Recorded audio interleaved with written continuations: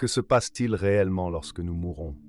Dans cette vidéo, nous allons dévoiler des mystères bibliques sur la mort, l'âme et le destin final après le dernier souffle. Nous explorons des passages des Écritures qui révèlent des vérités puissantes, telles que la séparation entre le corps et l'esprit, la promesse de la résurrection et la glorieuse Nouvelle Jérusalem. Vous allez découvrir ce qui arrive à l'esprit après la mort, comment la Bible décrit les corps ressuscités et quel est le destin éternel de ceux qui placent leur confiance en Dieu. Préparez-vous pour un voyage d'espoir et de révélation qui pourrait transformer votre vision de la vie et de la mort. N'oubliez pas d'aimer, de vous abonner et de partager cette vidéo avec ceux qui ont besoin d'entendre ce message. Vous vous êtes déjà demandé ce qui se passe réellement après la mort? Que dit la Bible à propos de l'âme, de l'esprit et de la vie après la mort? Il existe des réponses claires à ce sujet, mais peu de gens connaissent les détails surprenants. Dans cette vidéo, nous allons explorer les passages des Écritures qui révèlent des secrets profonds sur l'au-delà. Si vous êtes curieux de découvrir le destin final de l'âme, ce qui se passe au moment de la mort, et comment tout cela affecte notre vie aujourd'hui, restez jusqu'à la fin. Ce que vous allez apprendre pourrait bien changer votre vision de l'éternité. Depuis le commencement des temps, le mystère de ce qui se passe après la mort a intrigué l'humanité. Hommes et femmes, de toutes nations et croyances, se sont interrogés sur le destin de l'âme. Est-ce que l'existence continue au-delà du dernier souffle? Ou la mort serait-elle simplement une fin absolue, nous plongeant dans le vide éternel? Ces questions traversent les cœurs avec un poids profond. D'où venons-nous et où allons-nous? La Bible, dans sa sagesse divine, nous offre une fenêtre pour répondre à ces angoisses. Nous n'avons pas besoin de marcher dans les ténèbres de l'inconnu, car Dieu, dans sa bonté, a révélé des vérités qui illuminent le chemin de la vie et de la mort. Qu'est-ce que l'âme, finalement? Serait-elle simplement une étincelle temporaire qui s'éteint avec le corps, ou y aurait-il une continuité, un plan plus grand qui dépasse notre compréhension? Ces interrogations nous amènent à réfléchir sur le but de la vie. S'il existe quelque chose au-delà, cela façonne la manière dont nous vivons aujourd'hui. La réponse à cette grande question résonne dans les paroles divines, offrant espoir et perspective à tous ceux qui cherchent à comprendre ce qui nous attend véritablement. Au fil des siècles, diverses cultures ont tenté de répondre à la question de l'après-mort avec des explications différentes. Certaines traditions parlent de la réincarnation, où l'âme revient dans un autre corps pour poursuivre son voyage. D'autres mentionnent le purgatoire, un lieu de purification avant d'atteindre la paix éternelle. Il y a aussi ceux qui croient qu'après la mort, nous entrons dans un profond sommeil en attendant le retour de Jésus. Ces visions reflètent la tentative humaine de comprendre le mystère de la mort, de trouver du réconfort face à l'inconnu. Chaque croyance porte un fil d'espoir, que ce soit l'opportunité d'un nouveau départ ou la purification pour une vie éternelle de gloire. Cependant, pour ceux qui cherchent des réponses dans les Écritures, la Bible offre une vérité unique et consolante. La mort n'est pas la fin définitive, mais un passage vers quelque chose de bien plus grand et plus profond. La Bible nous révèle une vérité surprenante. La mort n'est pas une fin définitive, mais une transition. Pour beaucoup, cela peut être difficile à accepter dans un monde qui voit la mort comme la fin de tout. Mais dans les paroles de Dieu, nous trouvons une perspective pleine d'espoir. Dans Ecclésiaste 12, verset 7, il est écrit « Et que la poussière retourne à la terre comme elle était, et que l'esprit retourne à Dieu qui l'a donné. » Cela nous montre qu'il y a une séparation entre le corps physique et l'esprit, chaque partie suivant un chemin différent. La nature transitoire de la mort nous donne une nouvelle perspective sur la vie. Le corps, formé de la poussière de la terre, retourne à la poussière. Mais l'esprit, l'essence invisible qui nous donne la vie, retourne au Créateur. C'est comme si Dieu nous prêtait cette étincelle de vie pendant un certain temps, et à la fin de cette période, elle lui est rendue. La mort, donc, n'est pas quelque chose à craindre. Ce n'est qu'une nouvelle étape, un changement d'état, où l'âme se sépare du corps et retourne à son origine divine. Et à ce moment-là, un nouveau voyage commence. La création de l'être humain est décrite avec des détails magnifiques et puissants dans Genèse 2, 7. Alors l'Éternel Dieu forma l'homme de la poussière de la terre, et il souffla dans ses narines un souffle de vie, et l'homme devint un être vivant. Ce souffle de vie, l'esprit, est ce qui nous relie à Dieu. C'est la source de notre conscience et de notre capacité à entrer en relation avec lui. Quand nous mourons, ce processus s'inverse. Le corps, qui a été formé de la poussière, retourne à la terre. Mais l'esprit, ce souffle divin qui nous a donné la vie, retourne au Créateur. C'est comme si Dieu reprenait simplement ce qu'il nous avait prêté pendant un certain temps, tandis que nous vivions nos vies terrestres.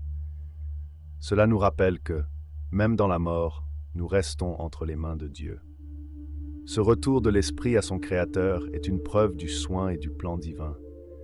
Dieu nous a donné la vie, et à la fin, il la reprend dans un cycle qui témoigne de l'éternité de notre âme.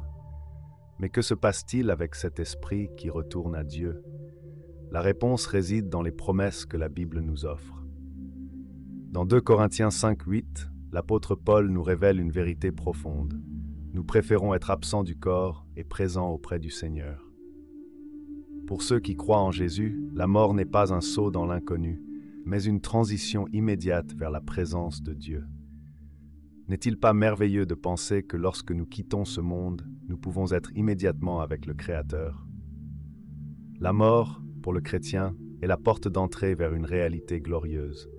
Au moment où nous fermons les yeux dans cette vie, nous les ouvrons dans la présence du Dieu Tout-Puissant. Cette vision apporte réconfort, espoir et une nouvelle manière d'aborder la mort. La peur et l'incertitude sont remplacées par la certitude que nous serons avec le Seigneur. Cette promesse transforme complètement notre perception de la mort. Elle cesse d'être un ennemi redoutable pour devenir une rencontre avec Dieu, une réunion avec le Créateur de nos âmes. Jésus, dans sa sagesse, utilisait fréquemment des paraboles pour illustrer de profondes vérités spirituelles. Dans Luc 16, 19, 31, il raconte l'histoire du riche et de Lazare, qui révèle le destin des âmes après la mort. Dans cette parabole, Lazare, un homme pauvre et souffrant, trouve réconfort et repos dans le sein d'Abraham après sa mort. Pendant ce temps, l'homme riche qui a mené une vie de luxe et d'indifférence se réveille dans un lieu de tourment. La parabole nous offre un aperçu clair de ce qui se passe après la mort. Il y a une séparation immédiate entre les justes et les injustes. Lazare, qui a enduré des épreuves sur terre, est maintenant en paix, tandis que le riche subit les conséquences de ses choix.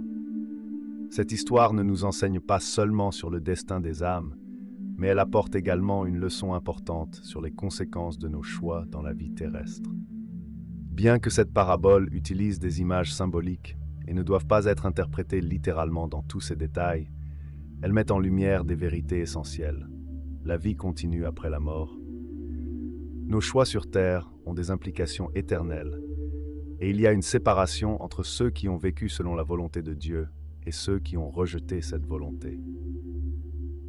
Le désir de communiquer avec des êtres chers qui nous ont quittés est une émotion naturelle pour de nombreuses personnes. Après tout, qui n'a jamais souhaité parler une dernière fois avec un être cher décédé? Cependant, la Bible est claire à ce sujet. Dans Ecclésiaste 9, 5, 6, nous lisons « Les vivants savent qu'ils mourront, mais les morts ne savent rien. Il n'y a plus de récompense pour eux. Leur mémoire est même oubliée. » Ce passage révèle que, pour les morts, il n'y a plus de participation aux affaires de la terre. Ils ne peuvent pas influencer nos vies, ni communiquer avec nous. Cette vérité peut sembler décourageante pour ceux qui aspirent à ce contact, mais en réalité, elle sert de protection. Imaginez un monde où les morts pourraient interagir librement avec les vivants. Cela créerait confusion, peur et même manipulation. Au lieu de chercher du réconfort auprès des morts, la Bible nous enseigne à trouver notre consolation et notre orientation en Dieu.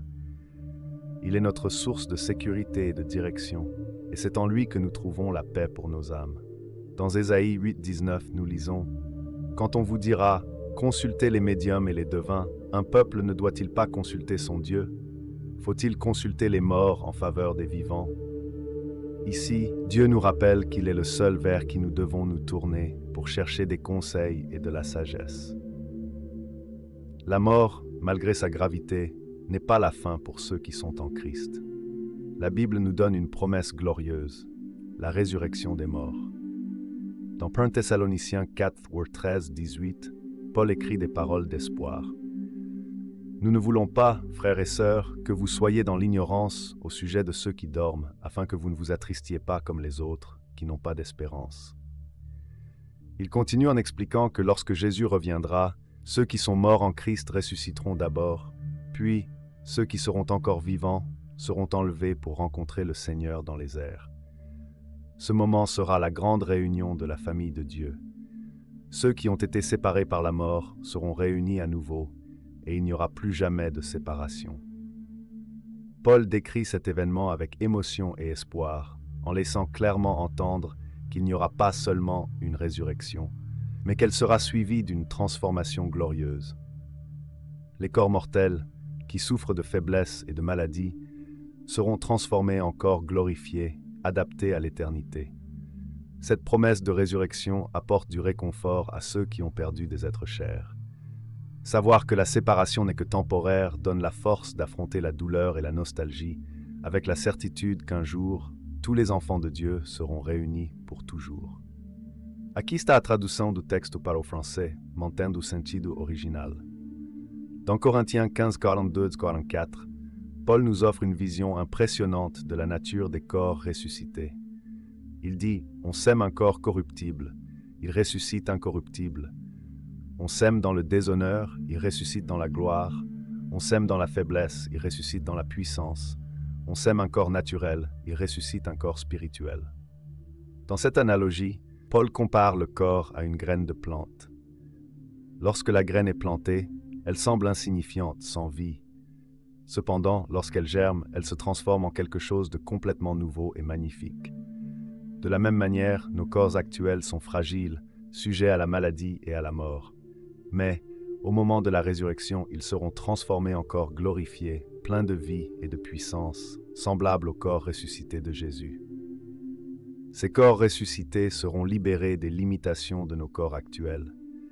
Ils ne vieilliront plus, ne tomberont plus malades et ne souffriront plus jamais la mort. Ils seront glorieux, reflétant la perfection et la sainteté de Dieu. C'est le destin final de tous ceux qui sont en Christ.